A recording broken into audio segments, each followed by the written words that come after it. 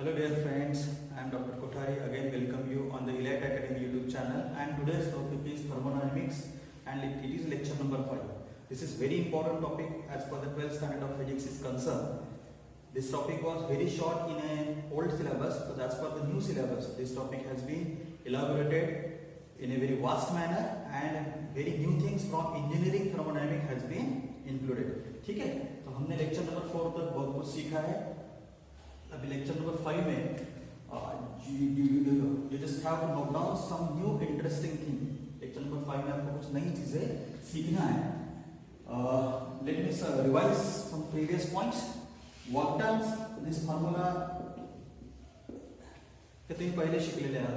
Okay, work done का basic formula आप 10th 11th में पढ़ चुके हो, 9th में पढ़ चुके हो.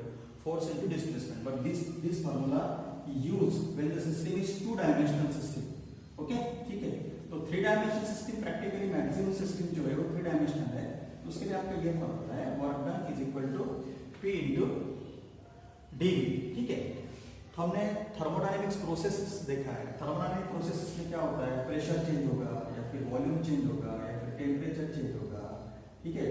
जनरली मास तो कांस्टेंट रहता है, बराबर. 3-4 इंपॉर्टेंट वेरिएबल्स है. these are the state variables. ठीक है, पीवी की स्टेट वेरिएबल्स है जो प्रोडक्ट की स्टेट बताती है कि वेदर द प्रोडक्ट का इनिशियल प्रेशर कितना है, प्रोडक्ट का फाइनल प्रेशर कितना है, प्रोडक्ट का इनिशियल वॉल्यूम कितना है, प्रोडक्ट का फाइनल वॉल्यूम कितना है, टेम्परेचर कितना है, फाइनल टेम्परेचर कितना है. All this thing have been included. ठीक है, तो इन्हें स्टेट वेरिएबल बोला जाता है. अब ये वर्क डन जो है, वर्क डन का जो basic formula that is for design for 3 dimensional. Work done is equal to pressure into change in volume. ठीक है. सो ग्राफिकली अगर हम रिप्रेजेंट करें on the PV curve, P और वॉल्यूम, y एक्सिस पर हमने प्रेशर ले लिया है, चेंज इन प्रेशर, और x एक्सिस पर हमने अगर वॉल्यूम ले लिया. ठीक है. सो थर्मोडायनेमिकली एनी प्रोसेस को मैं ऐसे रिप्रेजेंट कर सकता हूं. For example this initial state है और ये फाइनल स्टेट है. ठीक है, बराबर. इनिशियल स्टेट 1, ये final state 2. Initial state and this is final state. तो हम इस तरीके से उसको ग्राफिकली प्लॉट कर सकते हैं. अब अगर वर्क डन निकालना है, ठीक है, तो ग्राफिकली वर्क डन निकल सकता है. The area under the PV curve is known as work done. Area under the PV curve.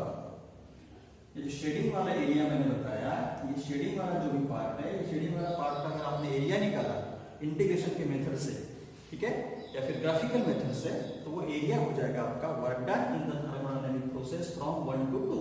1 to 2 में इतना वर्क डन हो जाएगा. ठीक है. इसलिए वो इंटीग्रेशन का जो फार्मूला है, integration 1 to 2 P into dV. P into dV उसका इंटीग्रेशन किया तो ये एरिया निकल जाता है. इस वजह से इंटीग्रेशन के लिए फार्मूला डिजाइन किया गया. ओके, मुझे लगता है आपको यहां तक समझ में आया. नेक्स्ट हम जाते हैं क्लासिफिकेशन. ये मैं एक्चुअली ऑलरेडी पढ़ा चुका हूं, थोड़ा सा इसको रिवाइज करते हैं. मेन डेरिवेशन हमें देखना है. Thermodynamic processes can be classified into 3-4 type. बहुत सारे इसके टाइप्स हैं. As per your syllabus is concern I will focus on it.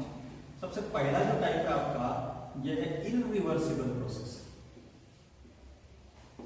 ठीक है, इररिवर्सिबल प्रोसेस. इररिवर्सिबल प्रोसेस में क्या होता है, मैं आपको बता चुका हूं. पीवी कर्व पर अगर देखिए, ये आपका इनिशियल स्टेट हो गया 1, ये आपका फाइनल स्टेट हो गया, फाइनल स्टेट हो गया 2. Initial condition and final condition of thermodynamic process. ठीक है. तो आप 1 से स्टार्ट किया, 2 तक पहुंचे. ठीक है, लेकिन 2 से स्टार्ट करके 1 तक नहीं पहुंच पा रहे हो, तो ये इररिवर्सिबल प्रोसेस होता है. जैसे एक आपका कॉमन एग्जांपल देता हूं आपको. टी, जब आप चाय बनाते हो क्या लेते हो, उसमें वाटर लेते हो. ठीक है, शुगर लेते हो. ठीक है, क्या लेते हो, मिल्क लेते हो, बराबर. ठीक है, क्या लेते हो, टी पाउडर लेते हो. इससे आपकी बन गई टी. ये हो गया आपके रिएक्टेंट, और ये हो गया आपका प्रोडक्ट. रिएक्टेंट टू प्रोडक्ट, बराबर. अब मैं उल्टा चाहता हूं. मुझे ऐसा लगता है कि मुझे चाय पसंद नहीं आ रही है, अब मुझे मेरी पूरी शक्कर वापस चाहिए. Is it possible? चाय को फिर से कुछ करके केमिकल प्रोसेस करके उसमें से शक्कर, वाटर बाहर, शुगर बाहर, मिल्क बाहर, टी पाउडर बाहर. Is it possible? No. This kind of process where the final condition cannot be reversed to initial condition. जो फाइनल कंडीशन को इनिशियल कंडीशन में रिवर्स नहीं कर सकते, ठीक है, वो उन सभी को बोला जाता है इरिवर्सिबल प्रोसेस, ठीक है। दूसरा पॉइंट आता है reversible process. Yes, some process in the universe are reversible process, ठीक है। इन रिवर्सिबल प्रोसेस में कैसा होता है कि आपका इनिशियल कंडीशन और फाइनल कंडीशन जब आप पहुंच जाते हो तो ये this chemical reaction can be reverse, मतलब फाइनल कंडीशन से इनिशियल कंडीशन पे भी आपको पहुंचा जा सकता है। एग्जांपल अगर देखा जाए, प्रैक्टिकल एग्जांपल, तो हम बोलेंगे वाटर को अगर हमने फ्रीज किया यू कैन फॉर्म आइस, और आइस को अगर हमने मेल्ट किया यू कैन फॉर्म वाटर, ठीक है। This is the very best example of reversible process. ये रिवर्सिबल प्रोसेस को ग्राफिकली हम ऐसा इसमें रिप्रेजेंट कर सकते हैं, ठीक है। नेक्स्ट प्रोसेस जो आती है that is isothermal process. Isothermal process. Isothermal process means what? In which the temperature is constant during all, जैसे ये initial condition है, final condition, ये process हो गया 1 to 2। ये 1 to 2 process में आपका temperature अगर constant रहता है, ठीक है, तो उसे बोला जाता है isothermal process। एग्जांपल अगर देखा जाए, जैसे for example A react with B and produce C, ये एक छोटी सी केमिकल रिएक्शन होगी, and during this chemical reaction, maximum chemical reaction हम उसको हीट देते हैं, ठीक है। लेकिन अगर through out the chemical reactions अगर हमने टेम्परेचर को अगर कांस्टेंट रखा, अगर टेम्परेचर को कांस्टेंट रखा, ठीक है, तो वो हो गया आपके आइसोथर्मल प्रोसेस, ठीक है ना। जैसे एयर कंडीशन जब आप एसी चालू करते हैं, एसी में एक टेम्परेचर फ्रीज करने की फैसिलिटी होती है, ठीक है। इवन आपका जो फ्रीजर है, रेफ्रिजरेटर जिसको बोलते हैं, उसके फ्रीजर में भी एक टेम्परेचर कांस्टेंट रखने के एक फैसिलिटी होती है। एक बार उसका टेम्परेचर सेट कर दो, फिर वो टेम्परेचर कम जब होगा तो फिर से वो कंप्रेसर चालू हो जाता है। ऐसे बहुत सारे कुछ प्रैक्टिकल एग्जांपल्स हम इसमें इंक्लूड कर सकते हैं। अभी सबसे इंपॉर्टेंट जो पार्ट है that we have to study, that is derivation.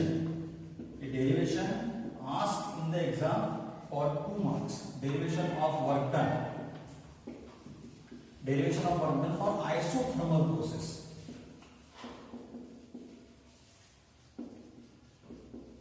Derivation of work done for isothermal process, ठीक है। चलो हम स्टार्ट करते हैं। Just consider any thermodynamic process, जैसे फॉर एग्जांपल एक थर्मोडायनामिक प्रोसेस है आपका 1 to 2, ठीक है। तो वर्क डन का फार्मूला क्या है? वर्क डन का फार्मूला है area under the curve, area under the curve in PV graph, ठीक है। तो इंटीग्रेशन के फॉर्मेट में integration 1 to 2 p into dv, okay, ठीक है। Now we know that ideal gas equation क्या है आपका? pv = nRT, ठीक है, ओके। तो यहां से p की वैल्यू निकाल लो, that is nRT upon v। So work done is equals to integration 1 to 2 p की वैल्यू डालो nRT अपॉन v dv। अभी हम कौन सी प्रोसेस देख रहे हैं? Isothermal process. n मतलब number of mole constant, r universal gas constant बाहर, ठीक है। टेम्परेचर आइसोथर्मल प्रोसेस होने की वजह से कांस्टेंट बाहर निकलेगा, क्या बचेगा? इंटीग्रेशन 1 to 2, अंदर क्या बचेगा?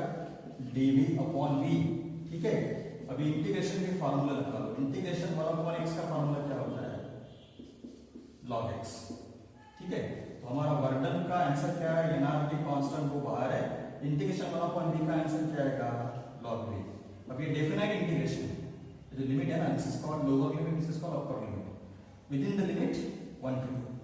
नाउ जस्ट सिंपलीफाई, आंसर आ गया आपका। तो डेफिनेट इंटीग्रेशन की प्रॉब्लम है, अपर लिमिट पहले पुट करते हैं, मतलब ये हो गया आपका log v2 minus log v1, ठीक है। चलो इसको सिंपलीफाई करो। log a minus log b क्या होता है? log a अपॉन b, ठीक है। तो ये आपका आंसर आ गया work done, work done for isothermal process in terms of volume, in terms of volume. यहाँ तक आपको 2 मार्क्स। कभी कभी इन टर्म्स ऑफ प्रेशर भी पूछा जाता है, ठीक है। तो उसके लिए एक सिंपल स्टेप एक्स्ट्रा करना पड़ेगा आपको। We know that pv is equal to nRT। अभी t कांस्टेंट है, r कांस्टेंट है, n कांस्टेंट है, मतलब ये pv इज इक्वल टू क्या हो गया आपका? कांस्टेंट हो गया, मतलब volume inversely proportional to pressure हो गया, ठीक है ना। तो v2 अपॉन v1 के जगह पे डाल दो वैल्यू nRT इनवर्सली प्रोपोर्शनल, तो यहाँ पे v2 आएगा तो इसके जगह पे p1 आएगा, यहाँ पे v1 है इसकी जगह पे p2 आएगा। ये हो गया आपका वर्क डन का formula in terms of pressure. ठीक है, कभी कभी आपको डेरिवेशन यहाँ तक पूछा जाता है, कभी कभी आपको यहाँ तक पूछा जाता है। ठीक है, मुझे लगता है आपको समझ में आया होगा। अगर कुछ क्वेरीज होती है प्लीज काइंडली कॉल मी। ठीक है, you can come to meet me, आप मुझे मिल भी सकते हो, डिफिकल्टीज पूछ सकते हो। ठीक है बराबर, अगर नहीं समझ में आया तो कमेंट बॉक्स में आप कमेंट भी कर सकते हो, उसमें लिखिए कि आपको इसका क्या समझ में नहीं आया, या फिर मुझे आप कॉल करके पूछ सकते हो। Okay, thank you very much.